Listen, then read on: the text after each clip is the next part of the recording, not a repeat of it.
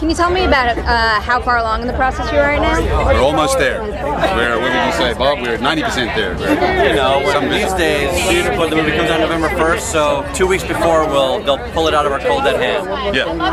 And I remember from the set you were saying that you want to get a lot of the facial stuff in the battle room and the body stuff in camera. Yes. Can you tell me how that ended up turning out? How much did you end up doing in post? Well, I mean, I think, obviously all the performances are absolutely real. What you saw with the kids in their helmets and moving around on wires, it's all in the movie. And then it's augmented in, we didn't build the entire battle room, so all of those magnificent glass dome structures that you see are a fantastic piece of work by the visual effects department. But all of the stars they grab hold of and all the movement, that's all real. And that was a lot of work for those kids with a great stunt department. Now, Bob, can you tell me a little bit about the challenges of producing this independently and financing it independently? I'm standing right here. I'm his challenge. Yeah, it's actually, it wasn't this was a surprisingly easy one to do, in that there were so many people who worked on this movie or financed this movie simply did it because they were fans of the material. So this thing sort of sold itself. Gavin and I went to Cannes to peddle our wares and see if we could get partners to help us fund this movie, and people jumped at the chance. They really believed in it. They really believed in Gavin's script, and they I think knew that this could be something special because it's been translated into I don't know how many languages, right? I would like to think that we're true from beginning to end to the spirit of Ender Wiggins' character. That's the most important thing for me in adapting a book. I almost see when I'm adapting a book that the character exists outside of the book, and the author has done this amazing job of describing a real character. And my job in my medium is to do equally a good job in describing that character in a different medium. So if we've stayed true to the spirit of Ender Wiggin, the conflicts that he has, the journey that he goes on, both internally and externally, then I think we've done our job. And I think that the young actor Asa Butterfield really delivers on that. I'm very proud of his work. And how are you considering the fact that Ender's a kid, a movie has to be entertaining, but at the same time there's some really serious, deep things going on here? How do you go about balancing the two of them? Kids aren't stupid. I have kids. They ask you questions that show that they are smart. And I think a lot of movies condescend to kids, think that they're not smart. Kids are smart. Kids are smart enough to know that goodies versus baddies is a very basic idea, and that most of us are a combination of good and not so good.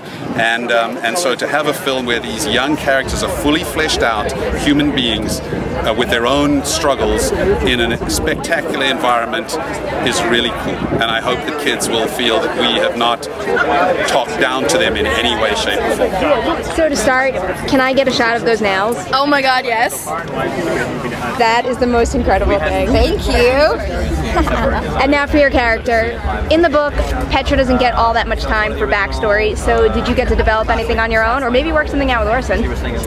Yeah, that's always an exciting thing to sort of, do on your own before you start filming, and once you start filming, sort of put your ideas sort of into the loop of everyone else's, the other actors and your director. And with Gavin, we were sort of able to create a subtle backstory with my character, and just enough to have her have this drive throughout the film. So yeah, it's really exciting. Can you tell us a little bit about that backstory? Yeah.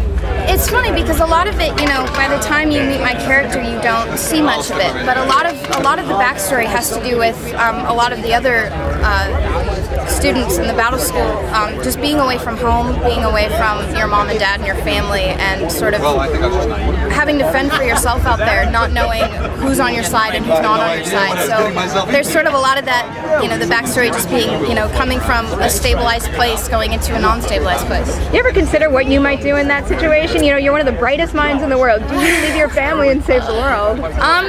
Gosh, I don't think there's any sort of preparation you can do for yourself when it comes to that type of thing. I think it's a pretty drastic situation. Ender's Game has a really big world, themes and elements in it, but is there anything on the more minute side that people might miss that you're really proud of that you've done here? I mean, the story, there is a lot to it. There is the big action excitement to it, but there is there is a lot more to it than that. There's the little nuances within Ender and all the other characters, which is really interesting. And as an actor, it's really fun to play with. And now there's also a lot of little good props lying around out there. So did you pick anything up and take it home, maybe? I wish. Maybe a 3D printer. The only thing I got to take home was a wash kit, a futuristic wash kit. And is this your first Comic-Con here? It is. I'm excited. I'm not sure what to expect, but have you seen anybody walking around in Ender's Game costumes yet? Not yet. I'm expecting to though. And if you could hit the convention center floor in any costume, what would it be? I'm kind of like giving away your get up though, if you want to go and hide in there. Maybe I'll say my second best one. I reckon if I were to go to Comic-Con dressed up, it would be probably be Link. Yeah. I'd say go as Ender, because like no one would believe it. That's a good point. Maybe I'll just steal the costume from in there. It won't fit me, but I'll squeeze in, you know.